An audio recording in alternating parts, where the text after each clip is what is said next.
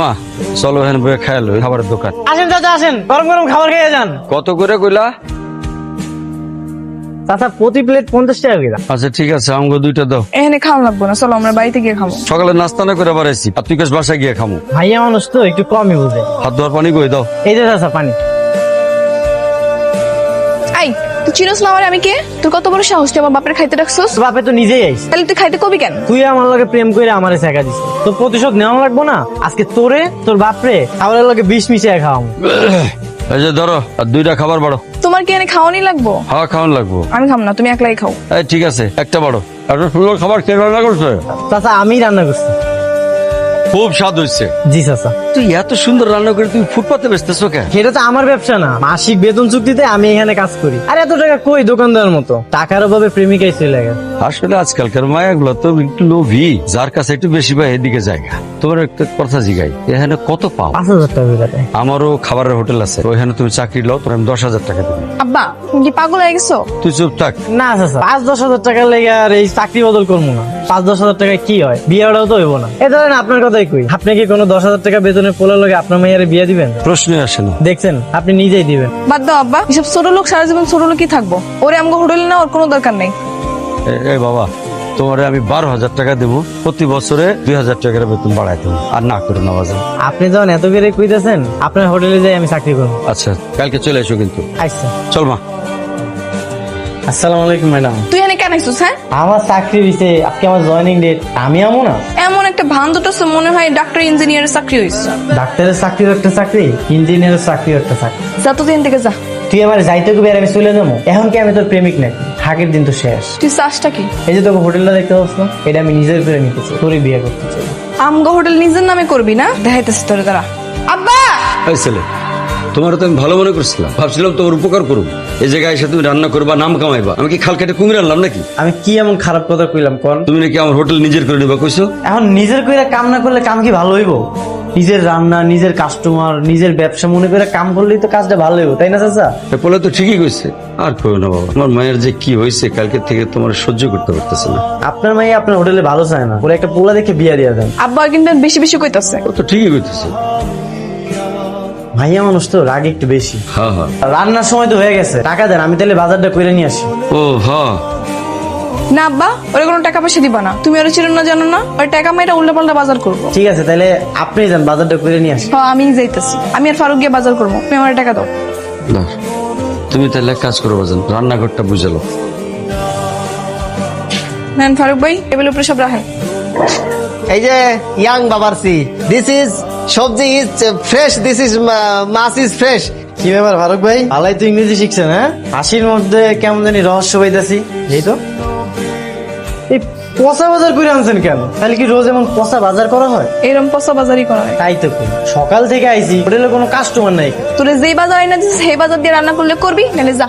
কিরে এই কি হয়েছে তোকে? হ্যাঁ, এই যে চাচা দেখেন, আপনার শেহজাদি পচা মাছ মাংস বাজার করে নিয়ে আইছে।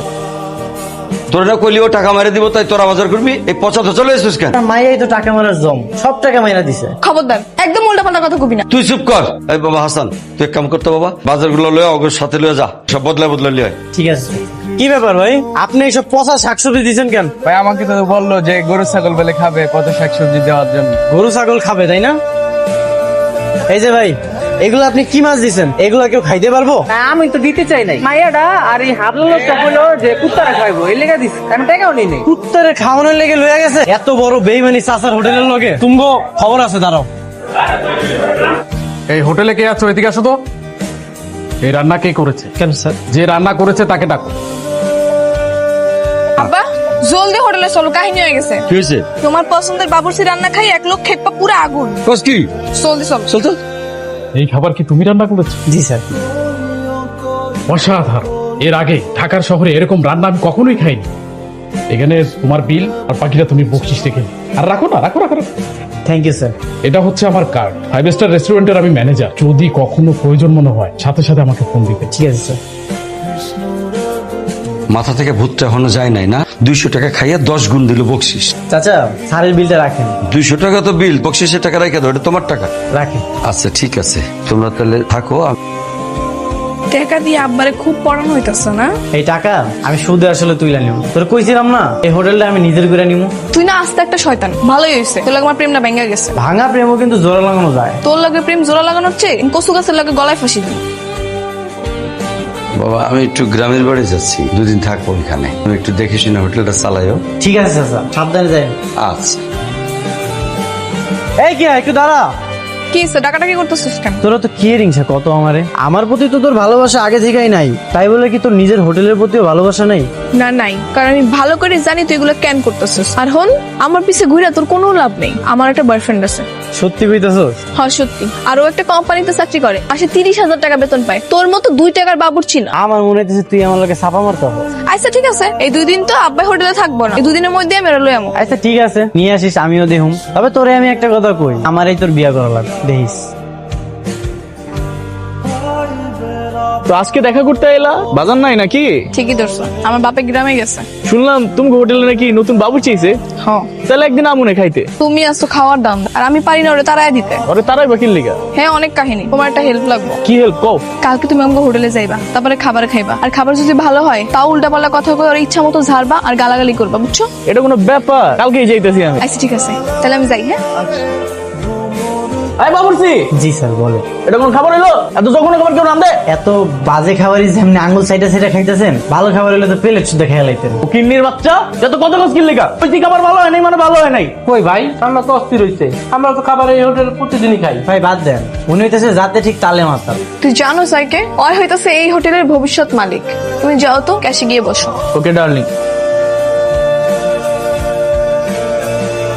কেয়া কি সাব্বা, আমার ক্যাশ বাক্সের টাকা কই? চাচা ডয়ের লক করা ছিল না? লক করা থাকলে কি তুই টাকাগুলো নিতে পারতি? ভালো ভালো কইতাছি টাকাগুলো ফেরত দে। টাকা কি ও নিছে? ও নিছে না তো কে নিছে? তুমি তো ওর উপরে সব দায়িত্ব দিয়ে গেছিলা। আমি টাকা নিইনি। ভদ্রলোকের মতো কইতাছি টাকাগুলো ফেরত দে। আমি উপরের ডয়ের কখনো খুইলাও দেখিনি। ছি, ছি, ছি, ছি, ছি। আমার বিশ্বাসের এই প্রতিদান দিলা? ওটা আমার চালানোর টাকা ছিল, ওটা দিয়ে বাজার করতাম আমি। এখন কেমনে চালামো, কেমনে দোকান চালামো, আমি কি করবো? চাচা কইলাম তো আমি টাকাটা নিইনি। আব্বা ওই স্বীকার না করলে ওর পুলিশে দাও। থানা পুলিশ করে করে লাভ নাই, তোরা যা যা আমার সামনে থেকে। কত টাকা ছিল? 50,000। আমি সব টাকা পরিশোধ করে দিব। চাচা আমি চলে যেতেছি। হোটেল তো 1 সপ্তাহ বন্ধ, হোটেল খুলবেন না? হোটেল খুলুম কি দিয়া? বাজার করার টাকা কই? বাজার করার টাকা তো আপনার কাছে আছে। মানে কেন ওই দিনে আপনারাই তো টাকাটা নিলেন। আপনি কি কইতাছেন এগুলা পাগলের মতো? আপনি আর আপনার বয়ফ্রেন্ড ওই যে